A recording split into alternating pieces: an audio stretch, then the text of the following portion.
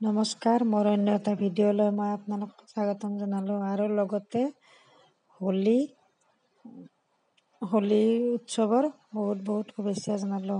হোলী দৌল উৎসৱ, অহাকালিৰ পৰা দৌল উৎসৱ আৰু এয়া ফাকুৱাৰ উৎসৱ। সেয়ে মই সকলোকে ফাকুৱা উৎসৱৰ বহুত শুভেচ্ছা জনালোঁ। আজি আমাৰ ৰাতিৰ সাজত গাজৰ, বিন আৰু মটৰ ভাজিম। এইখিনি মই পিঁয়াজ দি তেল দি ভাজিছোঁ আৰু ইয়াত দিছোঁ নিমখ আৰু হালধি। এইখিনি ভাজি আৰু মোৰ দালি আজি ৰাতিৰ সাজত। আৰু ইফালে বৰষুণো দিছে, চাওকচোন ইমান বেয়া লাগিব এইবাৰ হোলীত বৰষুণ ক'ত দিছে আপোনালোকে জনাবচোন। আমাৰ ফালে খুব বৰষুণ দিছে। আৰু এইফালে মোৰ আজি পনীয়া দালি পাইনীয়াকৈ বনাইছোঁ দালি আজি। আৰু এইফালে বিন মটৰ গাজৰ ভাজা।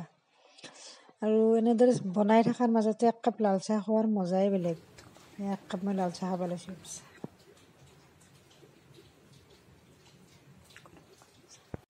ভাতখিনি বনাই থকাৰ মাজত এক কাপ গৰম চাহৰ মজাই বেলেগ। এয়া এটা মুড়ি লাৰুৰ এক কাপ গৰম চাহ খাম ভাত বনাই থকাৰ মাজতে।